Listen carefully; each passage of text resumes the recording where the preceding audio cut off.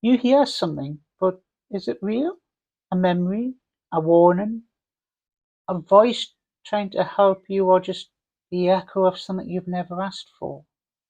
The signal isn't very clear. I'm Beverly, counsellor, lecturer, and someone listening too. In this space, we explore what's real, what's learned, and what's ours to unlearn. So, how do we rebuild our filters? In a world filled with static, disinformation, manipulation, half-truths, how do we protect ourselves?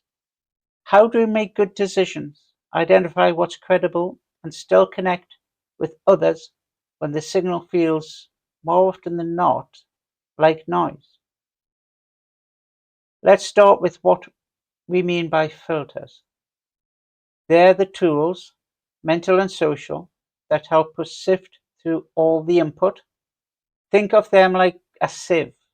They help us sort the meaningful from the meaningless, the reliable from the misleading.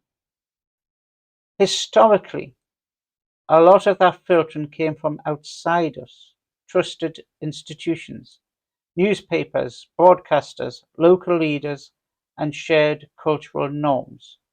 But those external filters have weakened.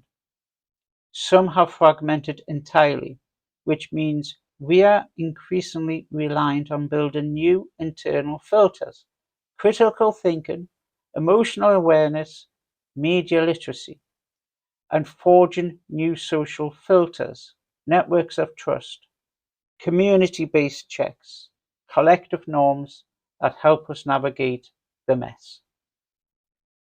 Critical thinking is the cornerstone. It's not just about being skeptical or suspicious, it's a set of skills: analysing arguments, weighing up evidence, recognising bias in ourselves and in others, following a logical line of thought. That's how it's defined in a 2022 study in Educational Psychology Review. There's been a renewed push in the UK to embed these skills in education. Research and experience within the therapeutic space stresses this, that civic literacy isn't just desirable, it's essential for the health of democracy. But it's not something you learn once and tick off.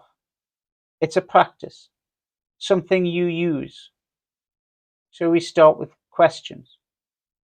What's the source? Is there evidence? What bias might I or the source be holding? Are there other perspectives being fairly represented?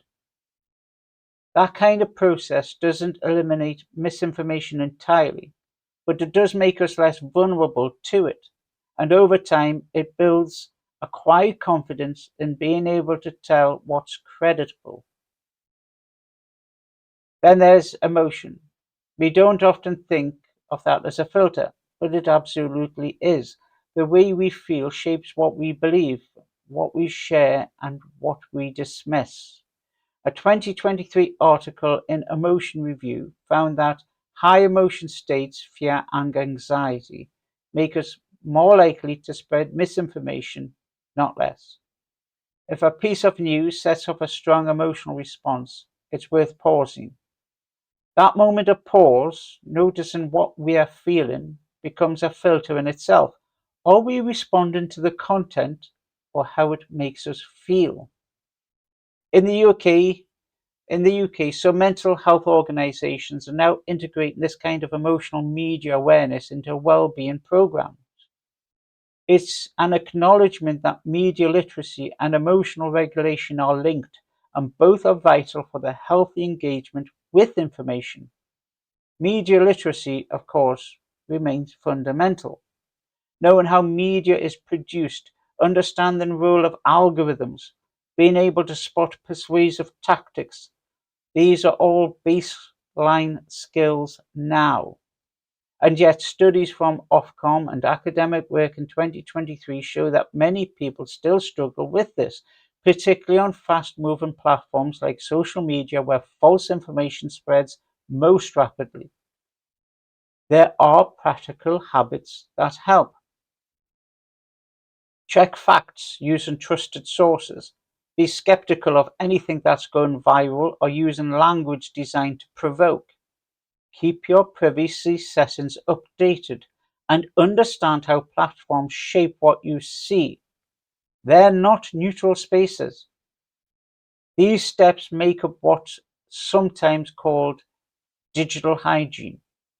And just like personal hygiene, it's ongoing, not a one-time fix. But none of this happens in isolation. We are social creatures, and our social connections act as filters too. When we're surrounded by people who value evidence, who disagree respectfully, who check each other kindly, who become better at filtering ourselves, that's how echo chambers are softened, not by confrontation, but by relationship. Researchers make the point clearly. Democracies thrive when citizens talk to one another openly, informedly, with curiosity. And in the UK, spaces like book clubs, local groups, or civic circles offer this. Places where respectful disagreement isn't just tolerated, but welcomed. That's a powerful kind of social filter. And while individual and community filters matter deeply, they don't remove the need for structural ones. We still need institutions to do their part, to rebuild trust through transparency, accountability, and honest engagement. Media outlets have to recommit to quality. Governments need to invest in education and access to reliable information. The UK's Electoral Commission highlighted this in a 2023 report.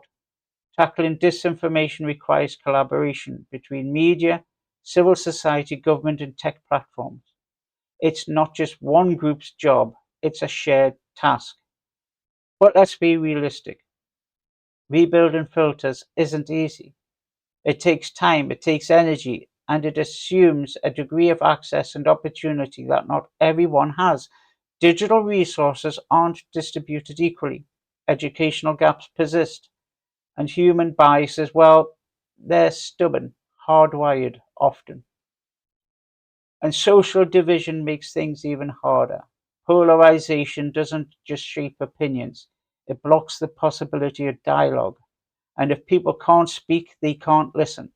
But precisely because the task is difficult, it's necessary. So, what can you actually do? Practice your critical thinking. Don't just absorb, question. Check your emotional state. Are you reacting or responding? Engage with media literacy. Learn how the platforms work. Verify what you see. Build trusted networks, people who challenge you, not just confirm you. Support the kind of journalism that earns your trust with your attention or your money, and hold institutes to account. Use your voice to demand transparency. These are the filters. They're not perfect, no filter is, but they help. They help us separate signal from noise. They help protect our mental health, and they give us back a measure of agency in our communities, in our democracies, and in ourselves.